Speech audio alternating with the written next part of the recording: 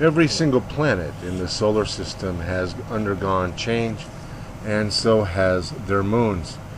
We will expand upon that, but the most notable is the red spot on Jupiter. It has half the size it used to be.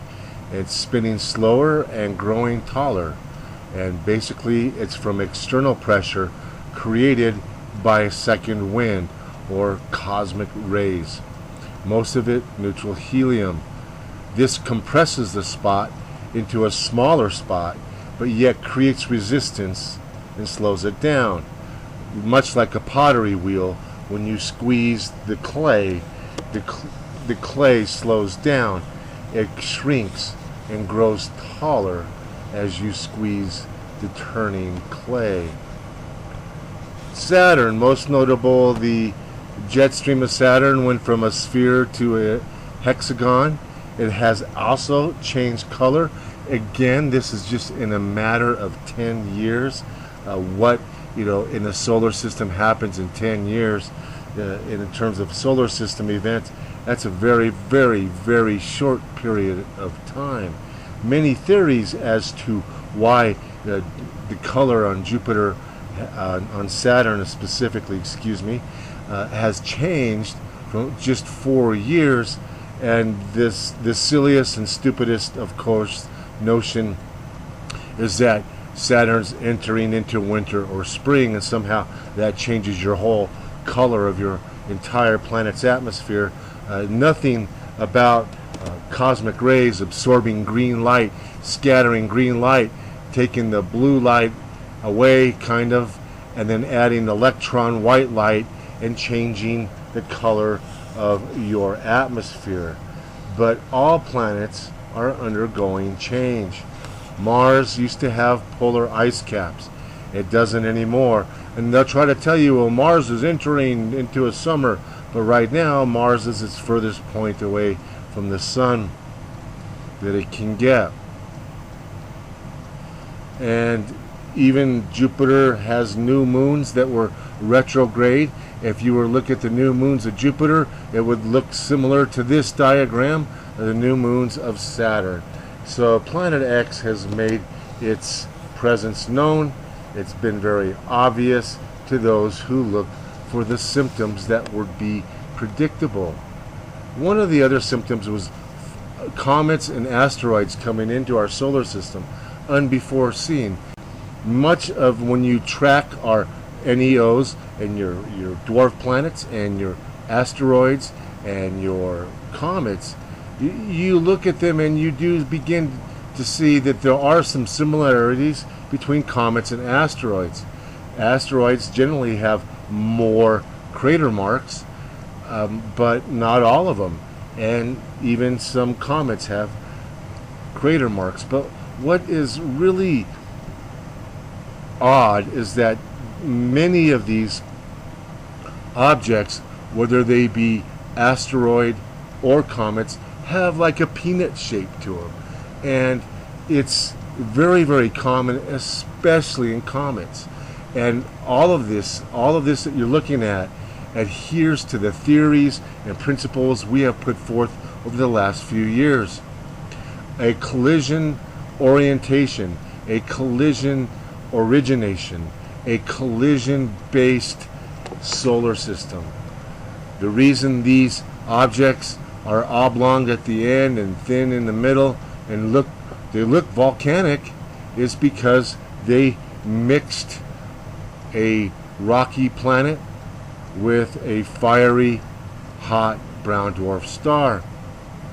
And it should be noted that plasma under gravity behaves like water, and so water is flexible. Water is not always spherical, and when you have something that hits a ball of water, the waters can exit in many different forms.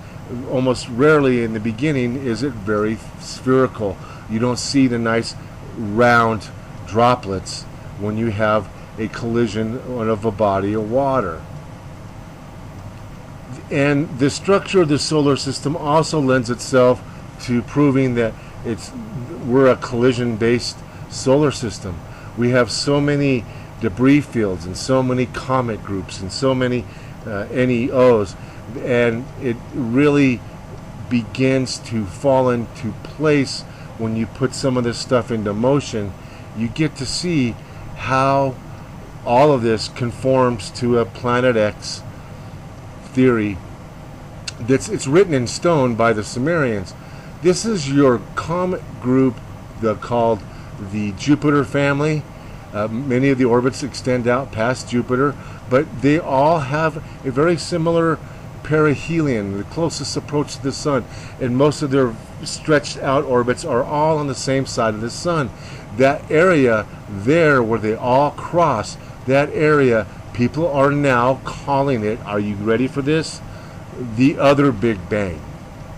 So that area where these comets originate from happen to be located and pass through portions of the asteroid belt.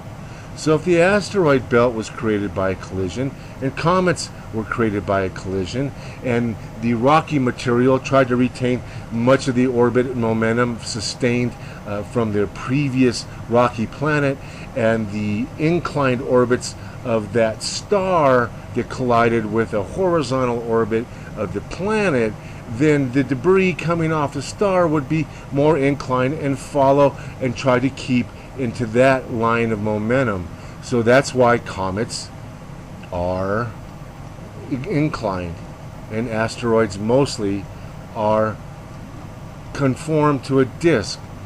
But then you enter into the dwarf planets, and they've come out and admitted Planet 9, which is the same thing as Planet X, and they tried to steer you away from where it was most of the time. For a long time it was out on the opposite side of the sun, and they used the orbits of 6 dwarf planets, of which there was dozens. So I don't know how you could ignore dozens of dwarf planets also out there on your side of the sun, and then just cherry pick 6 to come up with that crazy position for Planet 9. Also out by Jupiter, there's another group of asteroids, and they extend above and below the ecliptic, and again looks like one side of the solar system. Jupiter appears to have cleared out a whole space for itself. Very strong magnetic, very strong gravitational field. The inner, you can definitely see the inner asteroid belt, but the outer asteroid belt nobody talks about. So we have these debris that carry with it various percentages of characteristics of the parent bodies that created them. Now, this is about Earth asteroid collisions and impacts. These are your NEOs. These are your near-Earth objects. Look again how they mostly conform to an orbit that also maintains the momentum and direction of the parent body. These were slower ones that got drawn in and are closer to the sun than the asteroid belt. So when somebody says anything's approaching Earth, headed towards Earth, your response should be, no kidding, there's thousands of NEOs headed towards Earth. But the articles that we're going to show you really, you read between the lines, there's really no immediate threat of impact, and if there were, I would kind of welcome it because of all the incredible radiation. Now out by the Kuiper belt, these are known Kuiper belt objects. Look how uniform that those orbits become. Many of them are inclined, almost all of them, but this is what happens when you have a massive long period binary twin. Each time it comes back around through the solar system, it comes back around on a different orbit. After millions and millions of years, you get this star-like shape. Why? Because it's been around the solar system several times, leaving debris fields at various different distances from the sun. But you can see the bulk of these things incline above the solar system. So then we have these dwarf planets.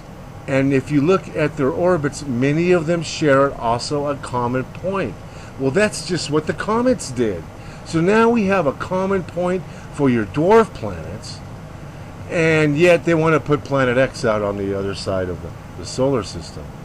And yet, again, this hints of a very, very strong notion and very strong evidence that not only are these rocky bodies part of a collision, but so are all the comet groups.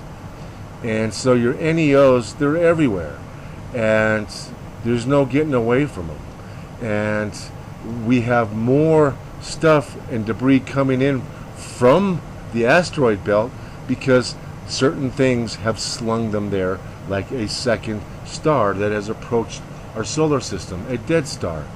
But when we took a more, how do I say, clear, high-resolution picture of the debris fields, we see that the asteroid belt is kind of shaped like a triangle, and the arms of the triangle come all the way out to Jupiter on just one side of the solar system, and don't quite make it out to Jupiter on the far side of the solar system, indicating the collision on the Jupiter side of the solar system, and the debris just didn't have the momentum and the speed to break away far enough to make it to the Jupiter's orbit.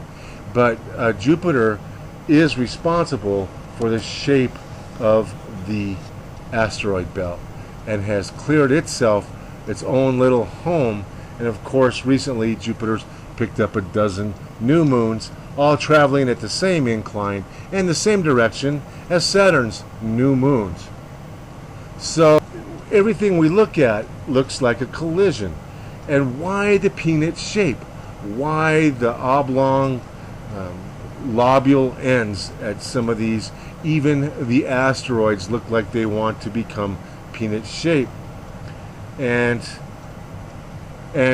we know the answer to that is because we're dealing with hot plasma mixing with rocky material.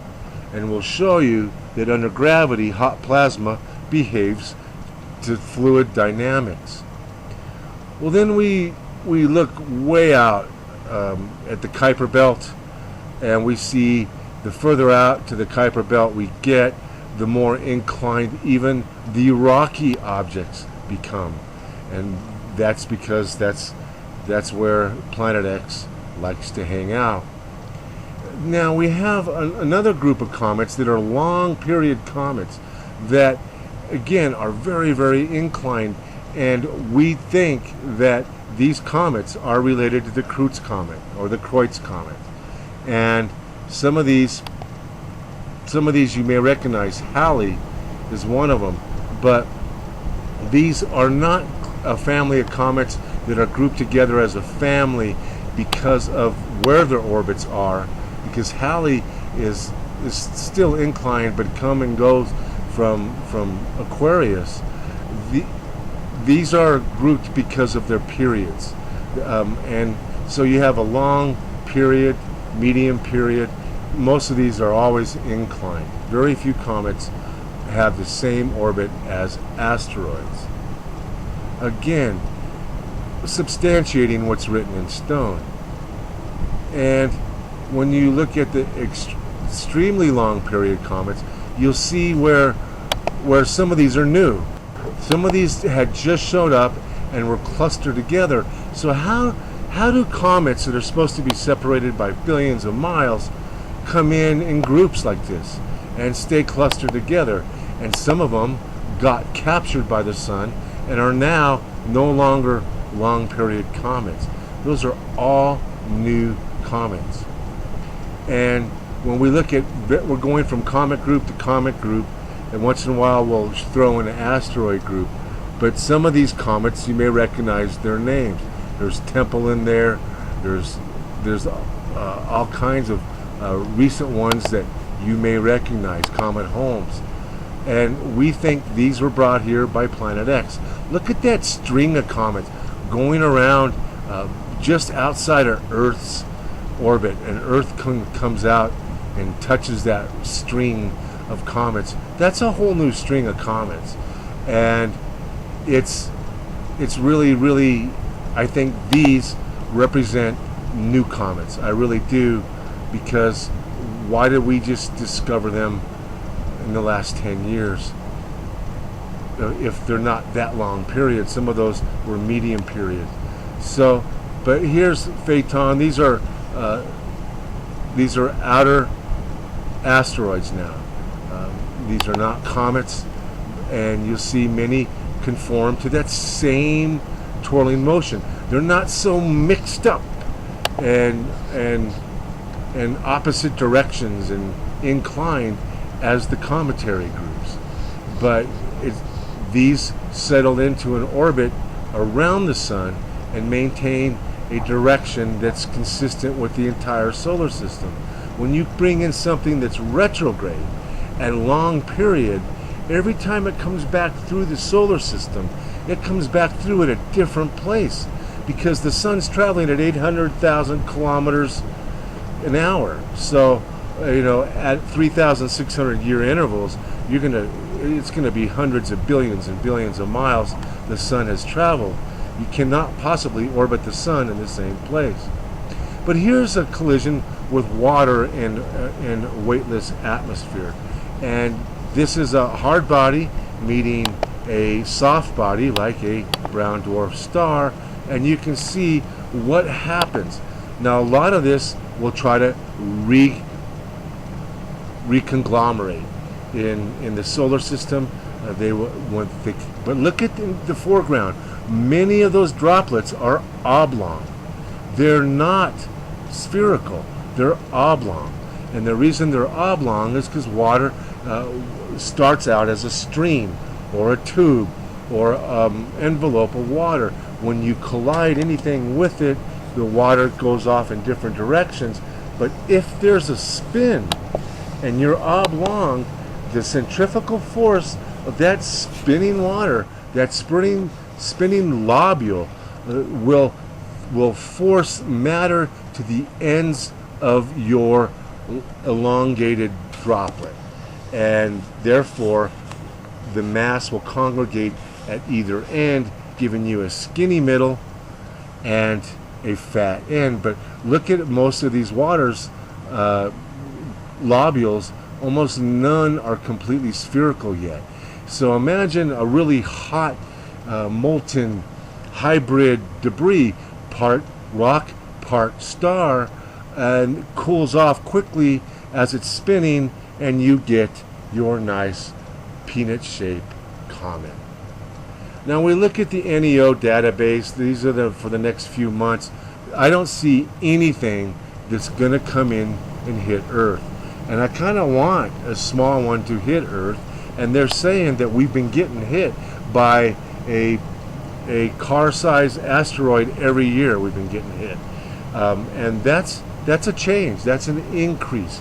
And if you look at the fireball totals, they've gone through the ceiling but have plateaued. That tells me Planet X cannot be getting closer. Otherwise, that fireball total would just be going up, up, up. And right now, the fireballs are plateauing between 750, 850 fireballs that break the sound barrier every year. And so when that happens, you have to assume this thing has already reached perihelion. And if it crossed perihelion, we should have already been able to predict that it would have been the asteroid belt, that this dead star, that's where perihelion occurred, because all inclined orbits reach their perihelion at the solar equator. Very few reach perihelion at the North Pole and the South Pole. Many, many, many of them, when they orbit the sun, their perihelion happens at the solar equator. So it should be no surprise that this thing didn't get closer than the asteroid belt, because as of that designated its collision It also designated its perihelion, and that's why this channel was telling you this object, Planet X, is not going to get any closer than the asteroid belt. Now people are disappointed. They're upset at me for saying it's leaving the solar system, but they have no evidence whatsoever that it's getting closer. The volcanic episodes have started to die down. We have bigger explosions but fewer eruptions. The fireballs have plateaued. The earthquakes have plateaued. There was a couple times where we had 8-pointers, 2 a year. So when's the last time we had an 8-pointer? And so the magnitudes are softening on the earthquakes, and everything else appears to be tapering. The only thing that remains to be concerned about is, in fact, planetary impact and collision, but also the radiation. Now, this thing has left billions and trillions of billions of neutral helium throughout the solar system. It's kind of floating, waiting to get captured by gravity. This stuff does not get attracted to magnetic fields. So if it was polarized, if it was an ion, yeah, then you would clear the solar system rather quickly. But you're not going to, because it's neutral helium. And this stuff, neutral helium, releases a lot of intense radiation when it fuses with a proton. When helium-3 fuses with a proton to fuel and become helium-4, you release not only high-energy neutrinos, but high-energy gamma radiation.